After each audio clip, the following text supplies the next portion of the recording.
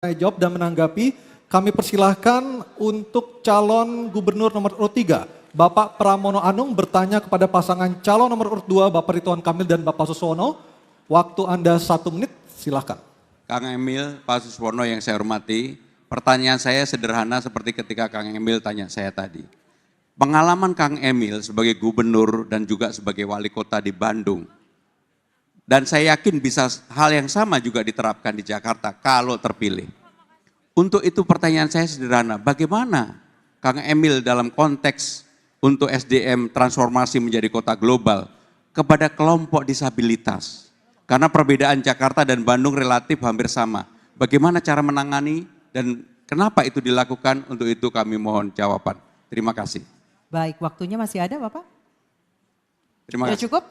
Baik, kami persilakan pasangan calon nomor urut 1 untuk menjawab, waktunya 2 menit. Ya, dalam visi misi pasangan Ridho, kita ini membawa Jakarta baru karena ditinggal Nusantara sebagai ibu kota. Menuju Jakarta maju, naik kelas jadi kota global. Melalui prinsip apa? Melalui inovasi. Inovasi itu menghadirkan yang dulunya tidak ada menjadi ada. Dengan 2 nilai, berkeadilan dan sejahtera. Pertanyaan Mas Pram ini adalah konteks tentang berkeadilan. Yang namanya berkeadilan, semua di Republik ini selama dia adalah anak bangsa kita harus mendapatkan hak yang sama dalam pendidikan, dalam kesehatan, dalam pekerjaan, dalam mobilitas di kota. Sebagai yang aktif di perkotaan, saya mengamati mayoritas kota di Indonesia itu ramahnya hanya untuk kita, lelaki dewasa. Disabilitas dan lain-lain kadang-kadang susah. Waktu pengalaman saya reformasi semua perempatan-perempatan jalan, trotoar-trotoar dihadirkan dengan jalur disabilitas misalkan ya. Saya pernah tegur satu wali kota karena jalur tunanetranya di warna merah, mohon maaf. Saya bilang ini bukan masalah warna, ini kuning itu adalah low vision yang paling bisa dilihat. Ya. Hal-hal begitu terus kita tingkatkan. Waktu saya gubernur, saya pernah mengeluarkan kebijakan namanya Equal Opportunity Employer.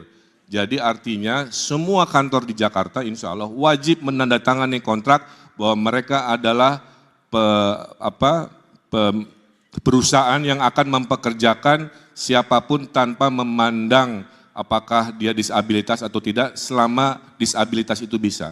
Contoh tunanetra.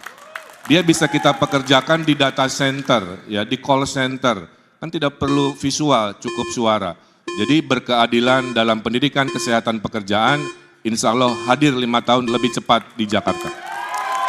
Baik, silakan ditanggapi Bapak Pramono Anung dan Bapak Rano Karno atau Sidul, waktunya 1 menit, silakan. Dalam kesempatan ini hadir sahabat saya yang namanya Farhan Helmi dari Bandung dan juga Mbak Atun, adik dari Bang Dul. Kenapa saya menanyakan ini? Karena persoalan disabilitas di Jakarta maupun di Bandung kurang lebih sama. Tidak ada keberpihakan secara sungguh-sungguh dari pemerintah untuk menangani mereka. Bukan saya menyampaikan sesuatu yang mengarang. Teman saya Farhan Helmi sebagai ketua Dilan Disabilitas dan Lansia yang ada di Bandung selama ini untuk menyewa ruangan dan kantornya saja kesulitan. Bahkan untuk aktivitas sehari-hari juga mengalami kesulitan. Saya yang ada di Jakarta pada waktu itu karena dia sahabat saya, ini sudah bertahun-tahun yang lalu. Maka kamilah yang kemudian nanti bisa ditanyakan kepada sahabat saya yang namanya Farhan, kamilah yang kemudian memenuhi hal itu. Jadi praktek di lapangan seringkali berbeda dengan apa yang di luar lapangan. Terima kasih. Baik, terima kasih. Kami persilakan pasangan calon nomor urut 1 untuk memberikan tanggapan dari pernyataan pasangan calon nomor urut 3, waktunya 1 menit, silakan. Ya, ibu saya mengatakan kalau dianggap salah saya mau minta maaf Mbak Farhan. Kalau dirasa masih belum cukup, saya tidak akan excuse.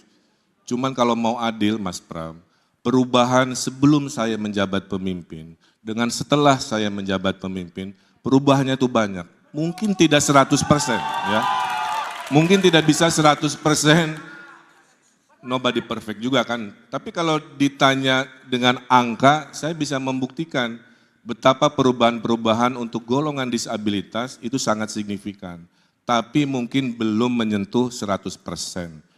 Jadi kalau kurang saya minta maaf, tapi kalau saya nanti jadi gubernur, Mari kita bekerja bersama-sama memastikan Jakarta ramah untuk semua, khususnya kaum disabilitas, baik tadi urusan sewa gedung, untuk acara, pekerjaan, pendidikan maupun kesehatan. Terima kasih. Terima kasih.